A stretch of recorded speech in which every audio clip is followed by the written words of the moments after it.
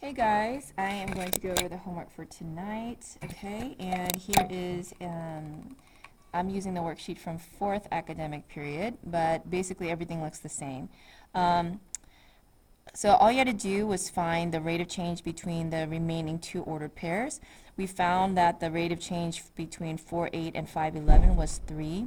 The rate of change between 5,11 and 6,14 was also 3. So far it's a straight line, but we're going to have to see if it also is going to be the same here. So what we said was, call this, I want to put it here, x and x, because that's the x values. Okay, this is an x. And then a y and a y. And then you have to designate numbers to them. So let's say you decide this is 2, subscript 2. Then you're going to put the other, the y is going to be the 2 here. Then this, what's left is your x1 and y1. All right, so if we do change in y over change in x, all right, so then we have a long fraction bar, then a minus minus. Based on what we have labeled here, what would you put in these? Okay, so remember that the change in y over change in x is actually y2 minus y1 over x2 minus x1, right? So based on that, you should be able to just take each of these values and plug them where they go. The y's go on top, the x's go on the bottom. That's why it's change in y over change in x, right? So y2, I would strongly suggest that you pause the video and put the numbers, whichever numbers, in the spots where you believe they should go based on this formula. So if you can, pause the video now, plug the numbers in, and then see if you match up with my video explanation, okay? So that's a way for you to learn without being completely dependent on me, okay? All right, so based on the way I labeled the x and y values, this is what my y2. So if my y2 is the first to go before that minus, it's going to be a 14.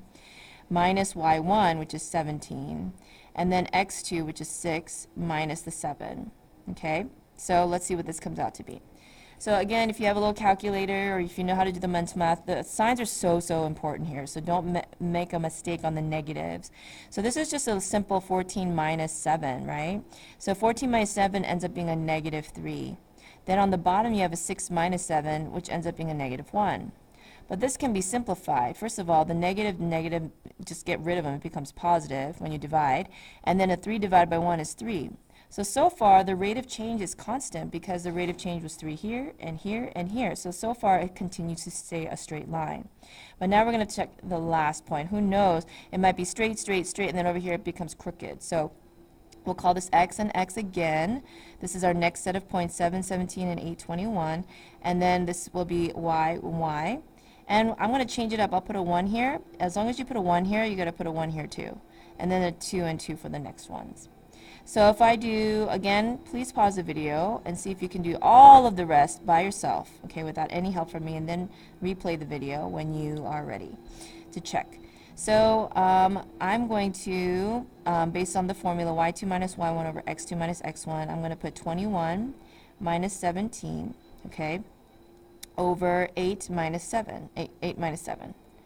All right, so 21 minus 17, that's a 4 over 8 minus 7, which is a 1. So I'm going to double check that because I'm like, did I do the math right? Let's see, 7, 17, 8, 21. 21 minus 17 is 4. And then 8 minus 7 is 1. So this is that one looks like a 0.3. Okay, this is a 4. Uh-oh. It changed. It changed rate. So therefore, this is not linear. Okay, so we're going to talk about that tomorrow because the rate of change did not remain constant. Okay, so there we go.